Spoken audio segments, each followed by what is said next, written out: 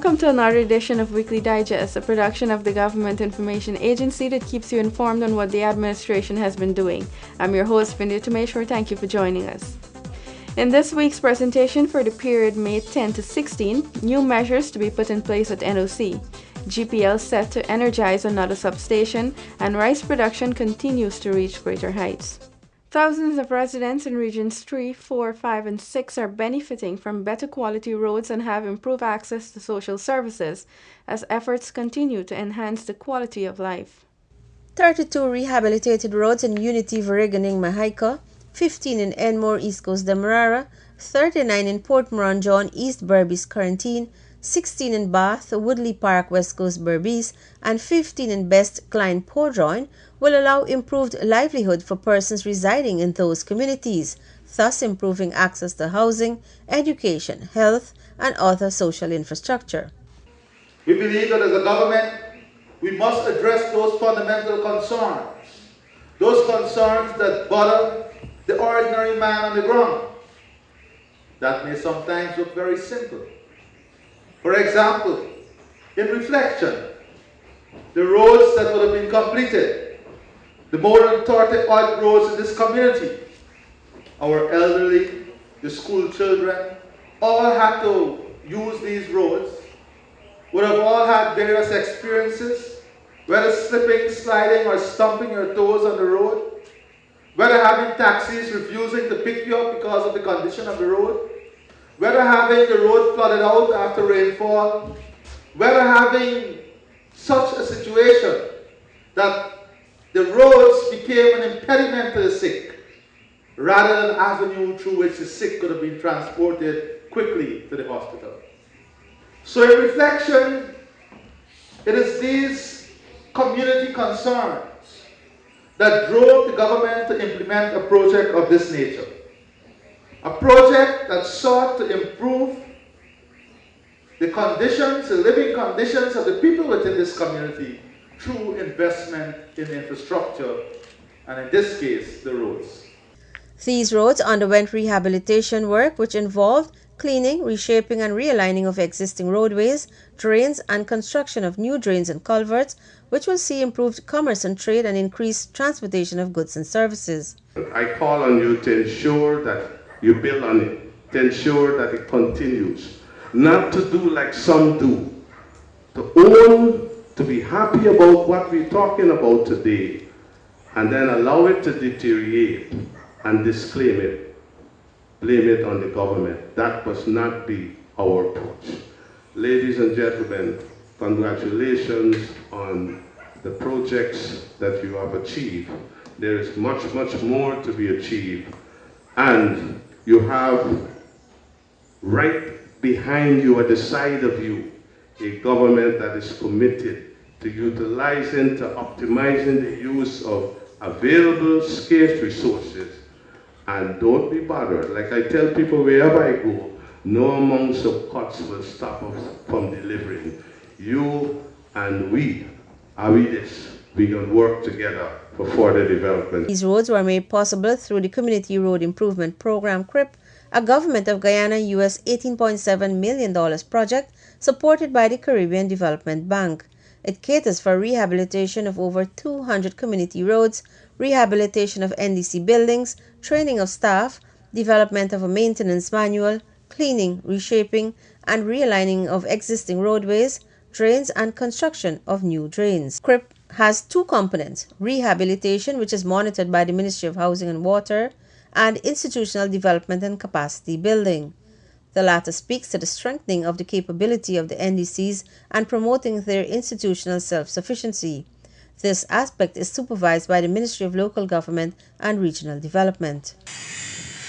More Guyanese will soon enjoy a better and more reliable supply of power as another Guyana Power and Light substation is set to be energized at Maikoni. Chief Executive Officer, CEO of the power company, Bara Dindial, and the team held a meeting at the Fairfield Community Center with residents of Columbia, where the benefits of the new substation were highlighted. The CEO told the residents that the company was pleased to make such an investment. He called on them to play their part in making the investment work both ways. According to Dindial, this investment was long in the making and the company was eager to link the Berbice and Georgetown power supply system. The fact is, after 30 years of waiting, we're finally at a position where we can say that we are commissioning a facility in your community. This facility that we're commissioning here would transform the quality of power, not only the quality, but the reliability of the supply that we're going to offer you. After we would have commissioned this substation here, we're going to Anvoak to commission a new substation at Anvoak. And of course, when we commission the substation here, we're also commissioning a transmission line from Good Hope, where we have just commissioned our substation. We're commissioning a transmission line from Good Hope to Columbia. And when we commission the Anvoak substation, we're commissioning the transmission line from Columbia here to Anvoak. Finally, linking the Demerara and Berbice systems. Dindial thanked the residents for being tolerable with the power company, as he noted that over the years they have been experiencing issues such as low voltage and constant power outages.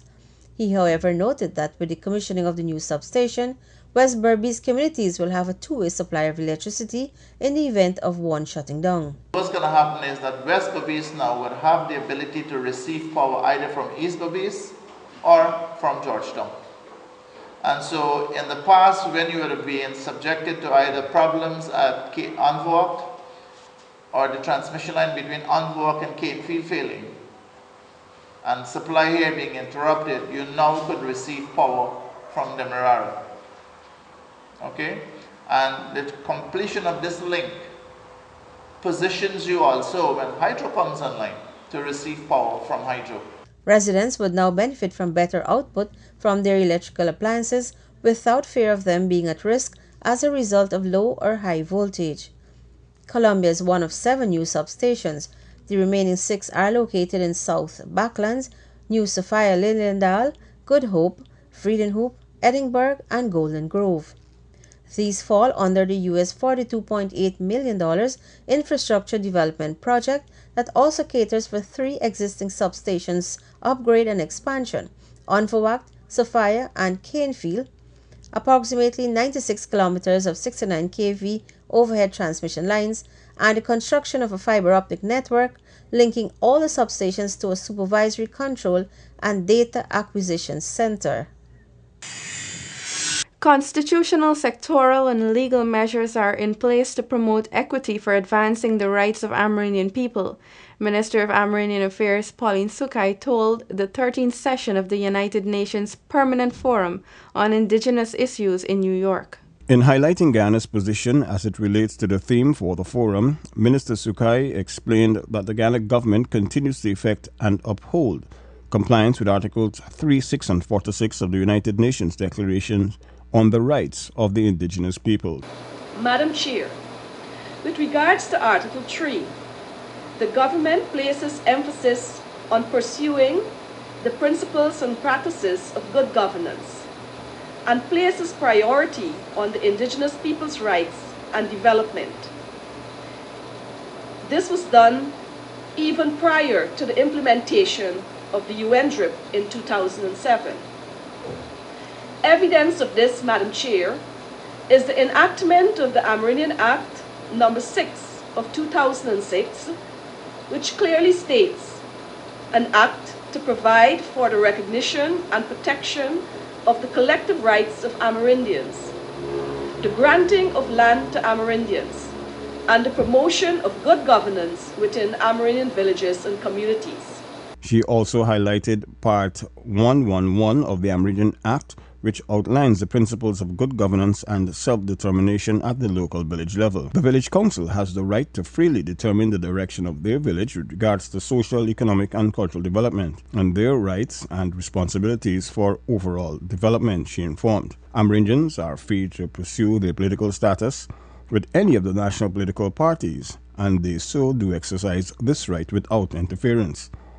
In respect of Article 6 of the UNDP DRIP, Minister Sukai said, quote, every indigenous individual has a right to a nationality. The government of Guyana believes in equality non-discrimination, and good governance, and assure that under the new political dispensation, as a minority government in Parliament, we continue to be responsive to the 10% of indigenous population, which forms part of our ethnically diverse nation, and the promotion of good governance, which we believe will further enhance the rights and development of our Armenian people in our country, Guyana.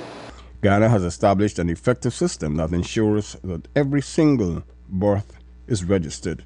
Amerindians in the most remote areas have opportunities to register birth, and where failure to register such a birth occurs, a program of late registration funded by government is available. Stay tuned, there's more to come after the break. Government's investment in rural development will be further strengthened this year with the sum of $1 billion which has been provided in the 2014 national budget. The sum will go towards infrastructure such as roads, bridges, drainage and irrigation, and community market facilities, along with entrepreneurial activity in rural communities.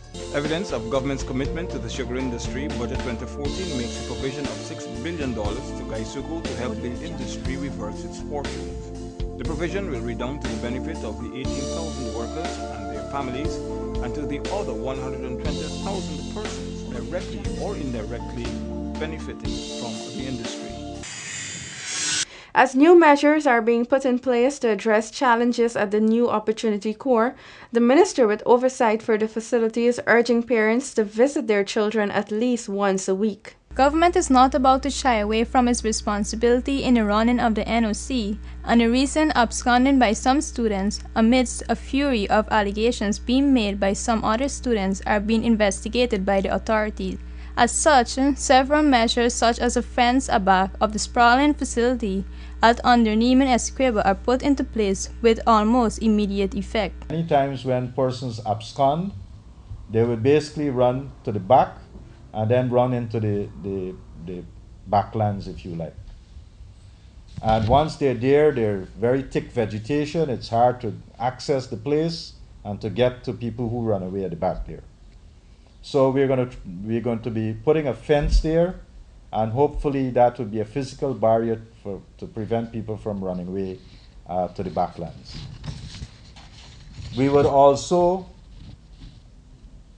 mandate that the visiting committee come more often to NOC, and that they, on every visit that they make, that they interview students and make recommendations, whatever the recommendations are, for us to act upon them to improve the NOC. Parents and guardians are also encouraged to visit as often as possible. Instead of every 2 months for the parents to come to NOC to visit their child, we'll change that with immediate effect. And if they want to come every day, we are willing to have them every day. But at least once a week, we like to see the parents visit their children at NOC. And we'll be very, very pleased if they can do so. We'll also, as of this year, we'll introduce, because I think there's a public perception that somehow this place is some horrendous place. So as of this year, we'll start some open days where people from the public can come in and see what we do at NOC. I think that is very, very important for people to understand what happens at NOC. Persons and organizations wishing to mentor students would also be welcome to assist in any possible way. Plans to separate serious offenders from others and the building of a separate facility to house females at another location are seriously being considered, according to the minister. The first rice crop for 2014 has exceeded 300,000 tons, and production could surpass 600,000 tons by December of this year, maintaining the trend over the past few years of increased production. The target achieved is a first in Guyana's history, as well as in the Caribbean. The claim 10 years ago that the country could not produce 500,000 tons by 2020 was regarded as impossible. However, Guyana has achieved this benchmark more than 5 years early.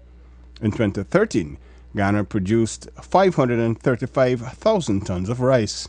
600,000 tons, which was thought to be an impossibility, now that we have achieved 300,000 tons in the first crop, and still some time to go, 600,000 tons in 2014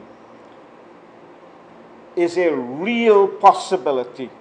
And I'm putting my head on the block that sometime in early December, I will make the announcement that Guyana has exceeded 600,000 tons. Minister Ramsamy attributed this positive development mainly to science and technology, noting that there is a group of Guyanese scientists at the Rice Research Station at Burma using genetic science and breeds that could withstand adverse conditions. In 1990, the yield per hectare was between 1.5 to 2 tons of paddy. The yield so far in the first crop of 2014 is between 5.5 and 6 tons per hectare. Science did it. The trend over the last few years has been one of increasing rice production, but in 2011, for the first time, the 400,000 ton mark was passed, and this was repeated again in 2012 and 2013. Secure drainage, new and improved farming technologies, and new rice varieties are among some of the interventions over the years on the part of government that have been fueling the rice industry's growth. Government has also moved to secure several markets for rice farmers, the largest being with Venezuela. Government, cognizant of maintaining the strong performance of the industry, has set aside in Budget 2014 the sum of $500 million to help maintain its competitiveness. The industry will also benefit from this year's investments in drainage and irrigation. A 2020 plan is being finalized that will incorporate a number of measures to address Guyana's aging coconut plantation industry, in light of the fact that coconut forms part of the Agriculture Ministry's diversification agenda. The coconut industry has been identified as one of the sectors with a large potential for further development. It has been recognized that the industry has yet to reach its full potential, not only in terms of productive efficiency, but also with regards to the high value-added products that use coconut as their base. We have an aging coconut plantation. There's an urgent need to replant, of course with improved varieties. Those that we have existing, we have to improve on the agronomy, whether it's through fertilization, management of pests and diseases, maintenance of the estates, and so forth. The intention is that we have to ensure that we continue, because coconut is one of our major commodities that we are exporting. Meanwhile, this year, government will initiate a series of coordinated approach towards the revitalization and development of the industry in cooperation with the private sector, the donor community, and other stakeholders. We want to focus on a couple of things this year to further help the industry, and that has to do with value addition. We are proposing, and if all goes well, to look at improving and I'm talking about things that we can be competitive in. We are looking at virgin coconut oil, because people do produce it here, but we need to improve on the quality. So we want to look at equipment for the processors. The other thing is, another commodity that we think that Guyana can be competitive in is desiccated coconut powder. Not the milk. The milk will need to be canned and all kinds of things. The desiccated coconut powder, that is the one that you can mix in water and then it forms the cream, as the case may be. Those, I know, are two things that we're going to look at. The managing of pests and diseases attacking the coconut plant is another issue that will be addressed. We have an issue in Vietnam, for example, where there's something called the red palm mite, which has been infecting the palms. In fact, Guyana was probably the last country in this region which became infected with the red palm mite, because it was all around us here in Trinidad. It's been a long time in the islands. In Trinidad, it was there since around 1997, early part of this, around 2005. We found it in Vietnam last July. This is going to cause some problems. But we are working assiduously in terms of trying to manage it and control it to some level. Work would start by next week in terms of initially employing chemical control. The only way, because you can't really spray coconut trees, is impossible. We are looking at, based on the information available, rearing what we call natural enemies. These are the things that can feed on the red palm white. But that will take some time. But it's something that we have to be refocused on. Government has over the years been working to revitalize the coconut industry through workshops, exhibitions, and training, since its aim is to resuscitate it to such a level that it will also create jobs. As Guyana prepares to welcome more visitors, more efforts are being made to reduce the Spanish language barrier and provide more enhanced services. The Guyana Tourism Authority facilitated a 4-day training session in basic Spanish for the staff of the Chedijagan International Airport.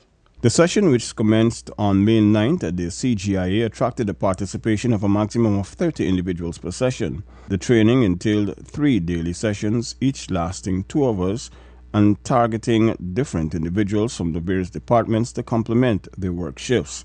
It offered training in basic Spanish, mostly via greetings, and the sessions were open to all staff, starting from frontline all the way to housekeeping and taxi drivers, because these are the individuals who interact with tourists the most. They also create both the first and last impressions, which are critical for the tourism industry. Tourism and hospitality, which is what Guyanese people do the best, but a lot of the only deficiency would be the language with the new airline coming in. So if you can facilitate the customer service aspect of it, make people feel welcome, as hospitable as we can possibly make them feel, it facilitates that need for any mishaps or any interaction. Because keep in mind that the airport people will be the first to see them, and they'll be the last to see them. So facilitating those needs, as far as, making things comfortable for asking passport, where they're going, will minimize the interaction if the Guyanese can learn a little bit of Spanish. This initiative will enhance the ability of these individuals to better understand and communicate with persons visiting Guyana from Spanish-speaking countries. It will also fall in line with the new Spanish-speaking destinations that fall in the routes of the new carriers operating out of Guyana, such as Copa Airlines. Actually, I found the training very helpful because from time to time I interact with passengers, and it's difficult sometimes because I have interacted with Spanish-speaking passengers and I couldn't understand anything they said. But due to the training, and I was told that a few keywords helps and makes a big difference, and I think it would help me a lot in interacting not only with passengers but also with airlines as well. Okay, could you outline some of the aspects of the training, the ones that stuck with you? The greetings and how important it is that simple greetings makes a big difference. Spanish is among the most popular spoken languages worldwide, and as Guyana expands its relations, the government is working to ensure that there aren't any language barriers. Stay tuned, there's more to come after the break. The 2014 national budget has allocated $32.3 billion for education as government continues to emphasize a sector which has undergone significant transformation in response to the emerging needs of society. A message from the Government Information Agency. In an effort to save citizens from possible increased electricity tariffs, Budget 2014 has allocated $3.7 billion to support critical capital expenditure for the Guyana Power and Light Inc., while an additional $3.2 billion was allocated to ensure that residents of Linden and Kokwani continue to benefit from electricity at a subsidized rate. Parents with school-aged children will achieve a measure of relief with the provision of $10,000 per school year for all school children in the public schools. This from the 2014 budget is in addition to the school uniform voucher, which will continue to be distributed. By cutting the administrative arm of the Office of the President's funding, the allocation for the provision of the Head of State Security has been removed. This action can compromise the security of President Donald Ramutar. This move sets a dangerous precedent and is unacceptable for any head of state, government, or right-thinking people of a democratic nation. During Cabinet's meeting at the Office of the President on May 13, several issues of national concern were discussed. The media was subsequently briefed on Cabinet's deliberations. Cabinet at its May 13 statutory meeting gave its no objections to 9 contracts in the areas of electricity, aviation, housing, agriculture, education, health, and infrastructure. The government has expressed the view that the services offered by the Georgetown municipality and provided to residents and taxpayers is unacceptable and atrocious. The level of incompetence, the specter of corruption that is uncovered, serial investigations and reports is of an alarming proportion. The government and the government's bailout has over the years been consistently provided and has gone beyond the notions of a subvention.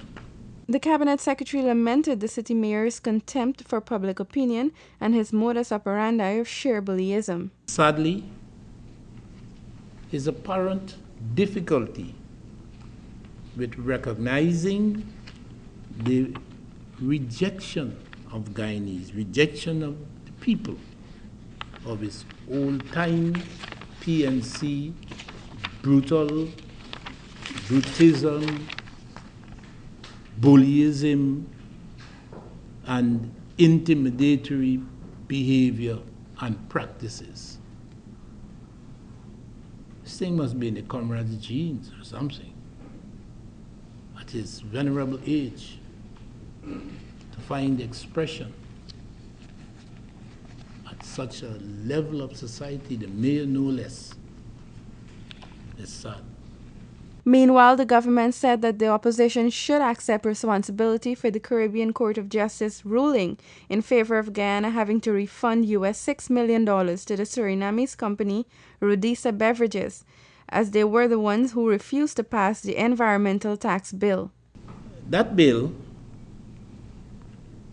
sought to remove the discriminatory application of the Guyanese tax legislation. Sadly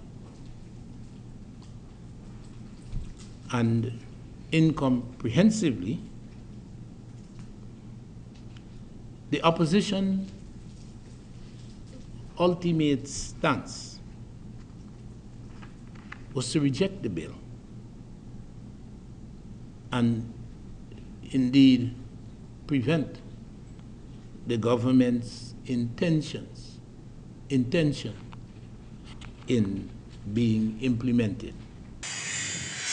And that's all we have for you on this week's program, but before we go, here's a recap of the highlights. New measures to be put in place at NOC, GPL set to energize another substation, and rice production continues to reach greater heights. Remember that Weekly Digest and other government information can be found on our website www.gina.gov.gy, or you can send us your comments and suggestions at ginagovgy@gmail.com. Join us again next week for another program. I'm Vindhya Tumeshwar. Be safe and have a great rest of the week. Goodbye.